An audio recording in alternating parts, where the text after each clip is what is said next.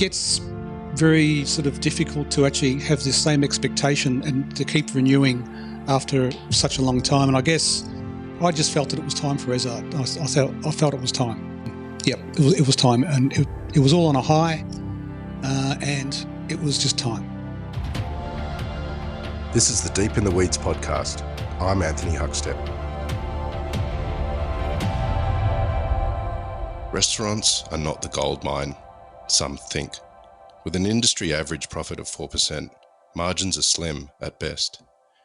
In Australia, almost 80% of restaurants close their doors within the first 2 years of trade. So lasting a decade as a restaurant is an astonishing achievement. 20 years is extraordinary.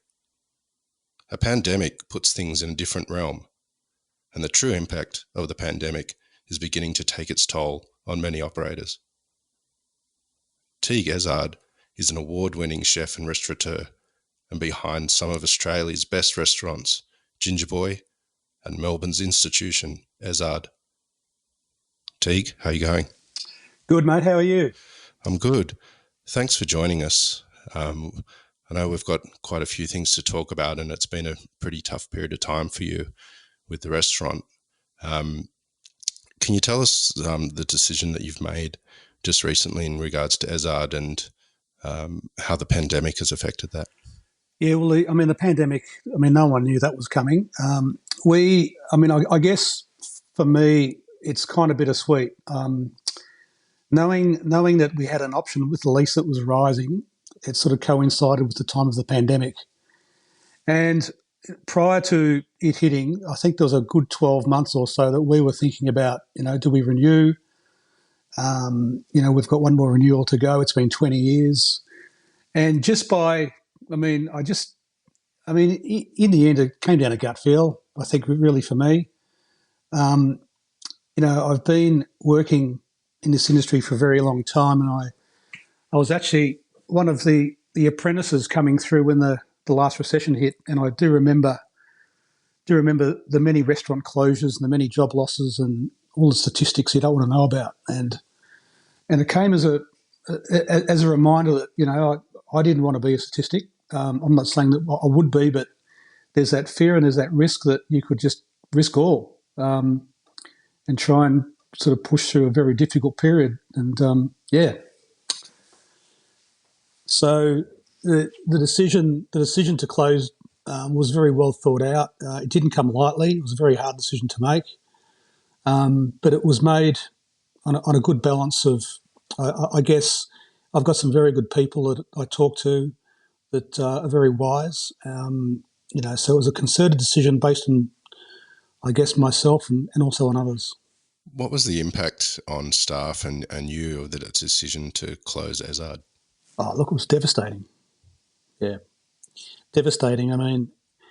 Some of the staff that we have been there for a very long time, and that made the decision even harder, to be honest, because, when you've got staff that sort of use your restaurant as their livelihood and have been for many, many years, it's just gut-wrenching. But I guess it's also a change, a good time for change. Although some decisions we don't really want to make, sometimes we just have to, and that's one of the decisions in the last sort of few weeks that I had to make. And very, very difficult on the staff. Staff in the restaurants are like family. They've been there for so long, and you love them and you respect them, you admire them, and you spend a lot of time with them, and it's just devastating. But we're moving on. What's it like running a restaurant that's, reached 20 years, which is pretty rare in Australia, compared to sort of, the first couple of years at a restaurant? What are some of the challenges that you've had when you've had a restaurant for so long? Yeah, it's a very good question. I think some of the challenges that you face really are, I guess, being 20 years is you can't just accept the fact that you're 20 years and people will still keep coming, because the industry has changed so much in the last decade or so, and you just need to keep ahead, keep forging ahead, keeping innovative, and making sure that the customers are really there with you on the journey. And I guess for us, I've been very, very lucky to have a great following and a great a great customer base. But I guess one of the most challenging things is just maintaining the rage. When you open, you're riding a crest of a wave, and everybody's going, and the media are having an actual meal out of you, and you got to ride that crest, and it gets very sort of difficult to actually have this same expectation and to keep renewing after such a long time. And I guess there's a whole lot of different sort of ways, I guess, to bring the restaurant alive after 20 years. And I just felt that it was time for Ezard. I felt it was time. It was time, and it was all on a high, and it was just time. Can you take us back to when you first opened the restaurant and how it started, and what it was like bringing that together and bringing all those ideas, to release that, which became, a renowned restaurant to the dining public in Melbourne? Yeah, well, I did work at a restaurant called Guernica in the lead up to Ezard. So I had 5 years working at a restaurant in Brunswick Street, Fitzroy, and that was so much fun. I guess that was where I sort of built my signature, I guess, in terms of that influence of Europe and Asia and bringing them both together. So it was a time when you could create and you could be, really, really different, and it was good fun. And I guess from my days at Guernica, Ezard was started, and it was more of a refined approach to what I'd already done at Guernica. So it kind of stepped up a little bit at that time, and it was a good, strong combination of European and Asian influences that really, really, really started me, I guess, with my own philosophy, my own food philosophy, and my own signature dishes that were created over the years. It was a lot of fun. 20 years is amazing for a restaurant. What are some of the highlights at the venue over the years? Yeah, there's been a lot of highlights. Apart from, I guess, winning hats every year and being notably recognised as an award-winning restaurant is an achievement in itself, and I was very, very grateful for that. There's some personal awards such as the Chef of the Year. One Chef of the Year was George Columbaris as Young Chef of the Year in 2003. That was good. But I guess what's been the highlight for me is probably being able to do as much for charity as possible in this city, and to basically give back. Give back to a lot of the underprivileged, for children, and any opportunity to do something for those organisations is actually a mark of respect, and something that I've really, really enjoyed over the years. There's been some great times in the restaurant with famous people and movie stars, but also too, I've had some great staff and some great managers. And I guess where I've been lucky and very fortunate is to have a great team that's stuck with me over the journey. I mean, I've had some managers and chefs that have just been there for so long, and that just gives you confidence, and it gives you consistency, and it comes to a great workplace when you've got so much people, when you've got so much loyalty from your own staff. It echoes in the dining room, and it attracts great staff, and also it's just good for the customers. So I've been very, very fortunate to have a very tight team over the years that have done me very proud. How different is the industry to those early days at Ezard now? And we were all a little bit younger back then. 20 years is some time ago. Can you paint a picture of the differences now of running a restaurant? Yeah, you can probably start really with the financial aspect. Firstly, I think with all of the pressure with rising costs, utilities, rent, food, I think the biggest challenge and the biggest change really is the rising of cost, and the rising of cost means the downward pressure on net profit. So I think that is the biggest sort of thing, and that leads into all of the IR changes that we've seen over the years. Obviously with minimum salaries ever increasing, and a lot of a lot of restrictions and pressure on how you conduct your staff and how you have to conform. It's very rigid, and it takes a lot of time and a lot of money to actually do that. So, I think the biggest challenge anybody faces these days is the challenge of compliance. In running a restaurant, I think that's the biggest change. Secondly to that, look, I think the way that we eat and the way that we dine has changed a lot, particularly in the last 3 to 4 years, and it's becoming more competitive and more challenging, I guess, in some respects. If you're offering, if you're a new kid on the block and you're offering something new and dynamic, and you're a 20-year-old restaurant, there's a big parallel of difference, and that's that there's a competitive streak that you always need to maintain, even if you're a very, sort of well-aged restaurant. So there's competition and compliance, I think, is one of the two biggest challenges we face today. You just spoke of sort of young operators and the focus that they may get. Why did you become a chef? I started I became a chef because I was offered a job as a chef. I had a job as a kitchen hand working Friday and Saturday nights at my local pub when I was at school, and one of the apprentices left and I was offered a job. So I loved what I was doing. I loved what I was seeing, and I jumped at the chance, and I left school in year 10 to become an apprentice chef. And then I worked for a pub where I guess it was a great place to learn, because it was very it just teaches you the raw basics of food and turnover and how to handle it.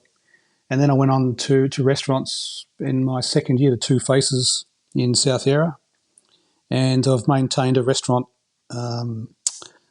career ever since then. Did you work with a few notable chefs at Two Faces? It's quite a famous restaurant in Melbourne's history, but they've had quite a few good chefs through there as well. Yeah, they've had, during my time, there was, I just missed Guy Grossi, Luke Mangan I worked with for a little while at Two Faces, but probably they're the only notable local guys, but there was a lot of international talent that went through that restaurant that were very, very good guys to work with and for, and they brought, I guess, an international sort of edge to the restaurant, to the kitchen, so it was really good to learn off some of those guys, and a lot of them were Swiss or French or German at the time.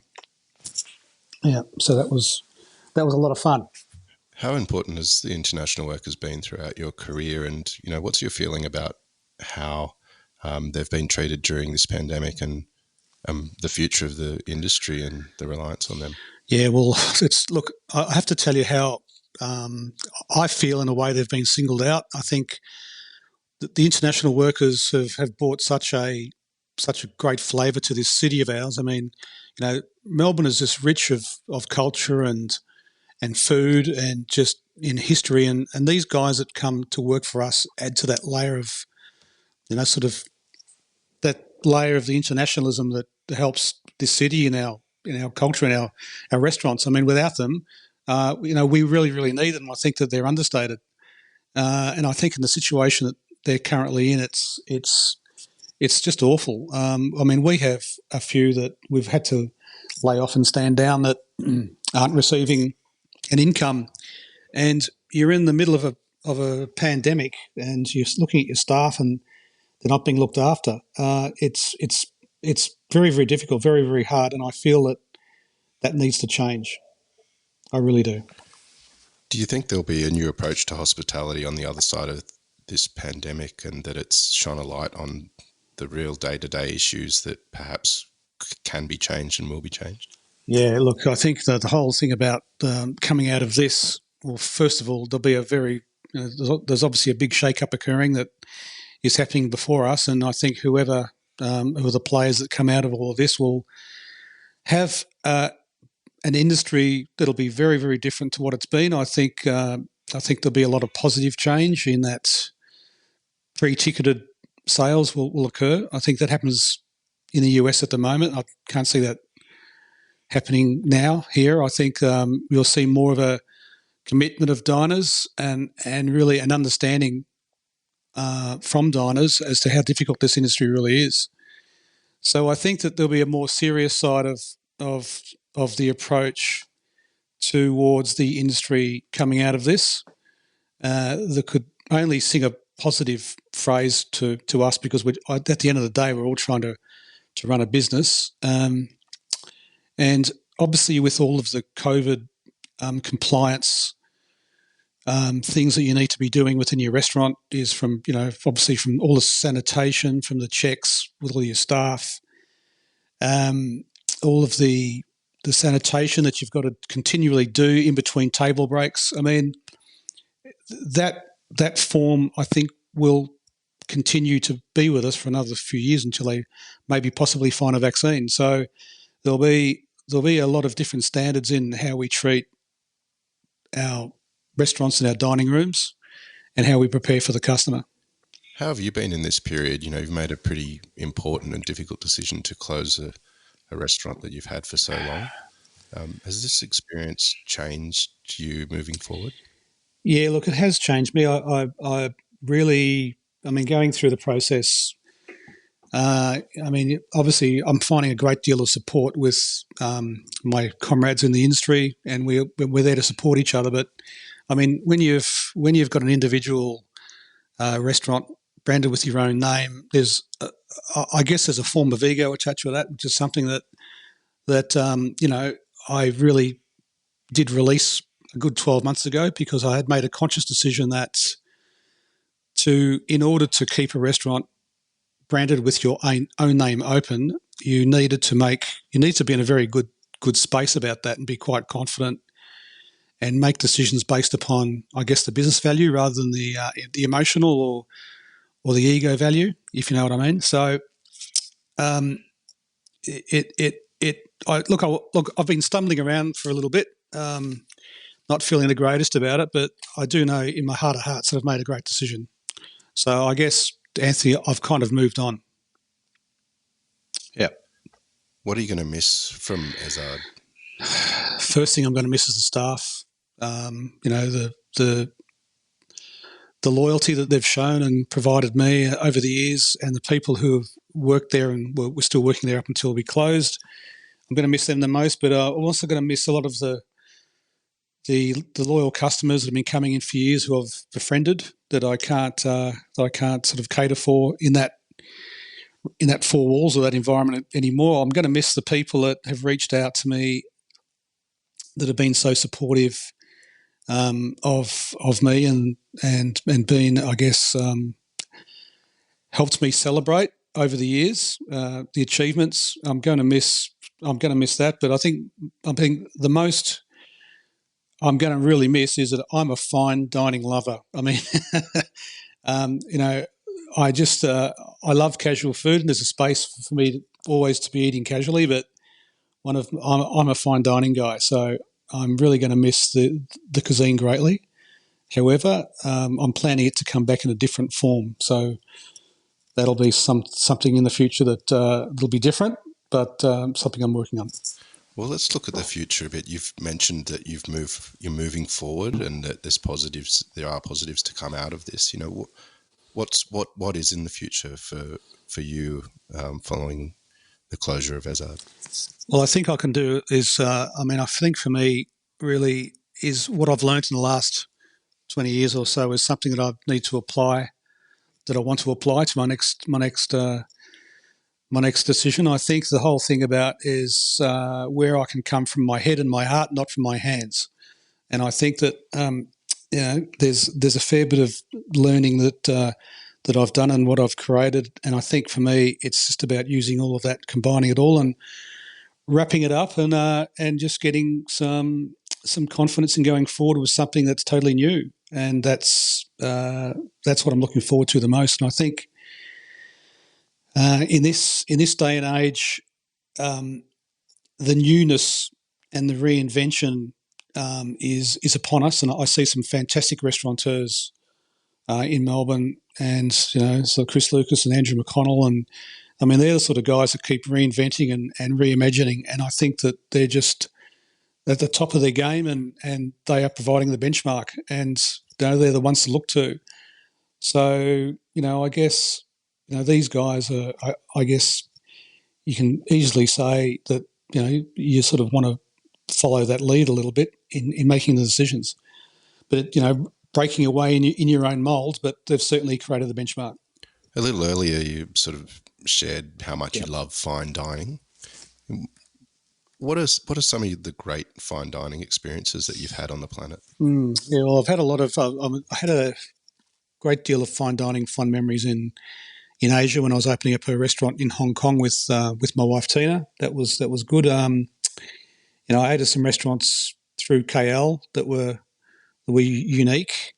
Traveling through France and through Europe as well. I mean, I think between the big Asian cities and European cities, the offering of the fine dining is remarkable. I mean, some of the restaurants there have been there for years and years, and some are quite new.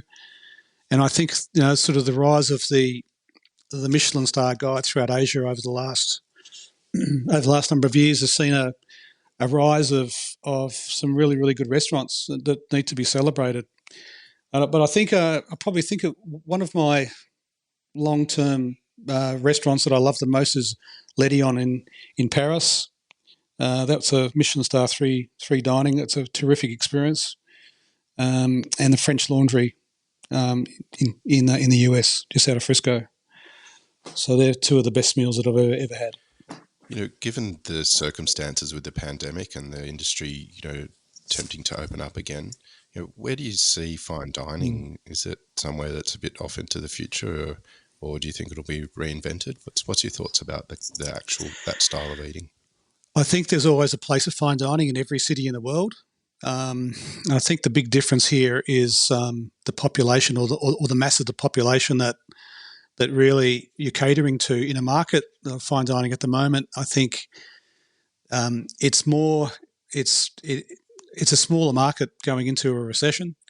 It's a smaller market that would want to obtain that level of dining. So I think that it's going to be off the ball for a little while, but there's certainly a market that you need to have people celebrate. You need to have people going to restaurants for occasions. You need to have people going for their birthdays or anniversaries. That just needs to continue. People will always do that. So there is always a place. There's always a room for fine dining for that experience. I think in Australia right now, whether in the current climate that's going to be supported or struggles through, I'm not sure. But I think long term, I'm very, very confident that it'll be strong and will always continue. That's in my heart of hearts for sure. What are you most proud of over the span of your career? Not just 20 years with Ezard. You've been, heavily involved in the culinary landscape of Australia for a long time now. But what's really special to you over your career? What's probably special is, I guess, what's different. What's a little bit different to me to other chefs coming through the ranks was probably my individuality. I think I didn't copy anything. I mean, there was no internet. There was no. I was coming through and designing my own menu and my own style. It was quite unique, bringing a collection of because I'm European trained, so bringing a background of how you're trained in a European way to my love of Asian food and sort of fusing that together and creating my own brand is something that sort of spun off into a few signature dishes along the way. And that's probably something that I'm most proud of, that I created something that will always be there, that I just feel very proud and fond of. And I think that's sort of the food philosophy, I guess, from that in a basic sort of sense of, hot, sweet, sour and salty and crunch and texture kind of followed through onto Ezard and was to sort of set the parameters of what we do and how we cook and what we set out to achieve. So, yeah, that's probably one of my proudest moments. You've had to deal with a pretty difficult decision and changing of your entire life. What sort of advice could you give to young people in the industry that, have been faced with challenges and questioning their career at the moment, and even operators that may be in a similar situation to what you've just gone through? Yeah, well, I guess you need to trust other people. The first thing that I would be saying is to talk to people. Talk to people about how you're feeling personally, about if you're in business, about how you feel about your business and where it is, and seek help and talk to people and get mentors and, use the advice and the wisdom from others to get you through this time. I mean, that's the first and foremost. I think if you are in business, it's a time for keeping your cash flow strong and tight, and it's not a time for any spending or doing anything that's going to improve your business in the short term. I think at the moment it's about trying to look towards the next 12 to 18 months to survive, and that's planning, that's budgeting, that's cash flow planning in business. So, but yeah, personally, if you've experienced this pandemic personally, I strongly suggest that anybody who's out there just to seek help, seek comfort, even a professional, a family member, a good friend, a mentor. It pays to talk, and it pays to people to listen to you. You can get a lot off your chest, and you can get really ahead of yourself and feel much, much, much, much better when you've done that. What are some of the positives to come out of this for you that have kept you going with the sort of difficult decisions you've been making? Yeah, I guess the positives is just learning not to hold on to the past and learning to somehow create a future and look towards a future and not a past. And I think what I've learned is the other thing is to never rest. As soon as you rest, you go to sleep, and that's kind of it. That's history. You've got to make decisions that you might not want to make, but you have to make. And I think when you've got that coming towards you, and you've sort of done that, and you've made a decision that you didn't like, on the other side of that, there is a good reason and a good positive that does come out of making these hard decisions. It does propel you forward, and I, think that the philosophy about one door closing and one door opening is a very, very good one. And but time to renew and to do things that are very different is a different challenge, rather than having a challenge that's just sort of sits there, if that makes sense. Absolutely. You've been a pretty amazing influence on Melbourne's culinary landscape and Australia's. What do you love about the Australian hospitality sector? Just young people.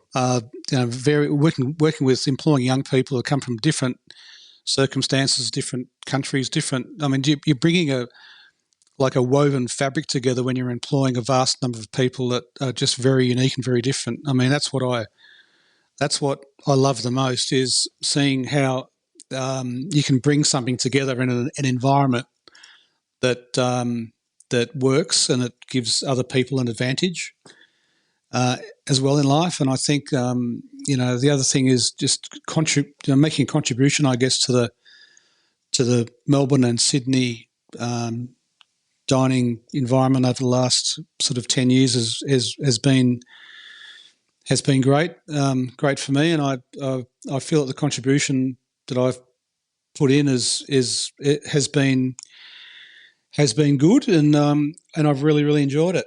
I've really enjoyed the journey, and it hasn't stopped. It's still going, but at the moment I'm just stepping a little bit sideways, if that makes sense. You've always been a supporter of local producers as well. What have been some of your favourite producer discoveries over the years? Locally, look, there's just too many. There's just too many to name.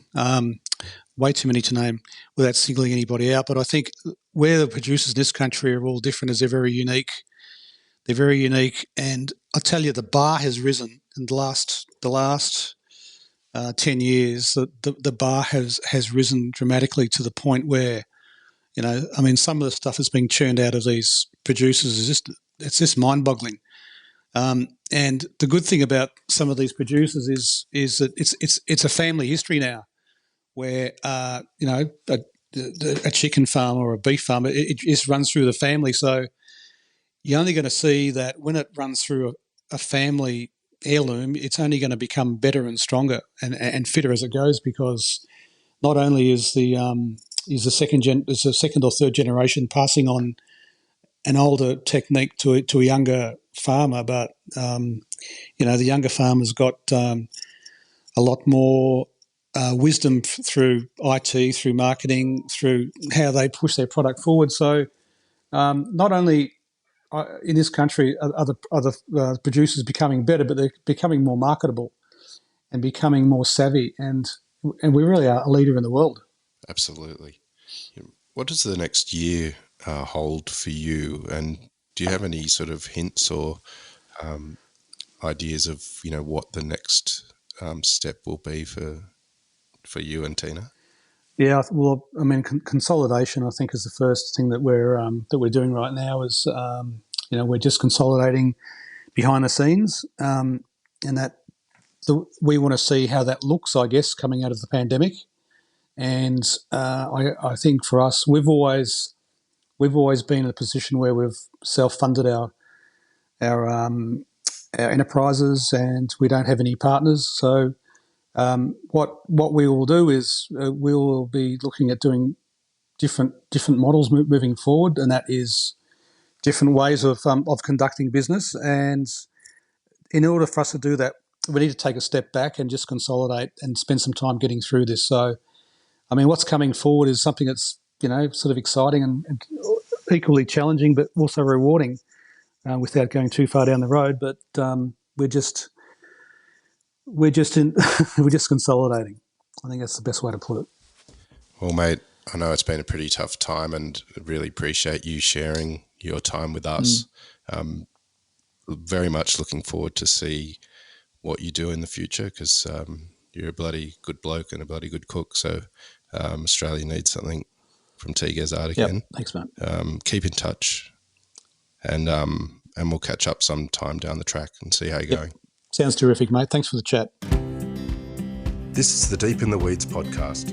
I'm Anthony Huckstep. Stay tuned as we share the stories of Australia's hospo community, suppliers and producers in search of hope during this pandemic. Special thanks to executive producer Rob Locke for making this all happen. Follow us on Instagram at Deep in the Weeds Podcast, or email us at podcast@deepintheweeds.com.au. Stay safe and be well.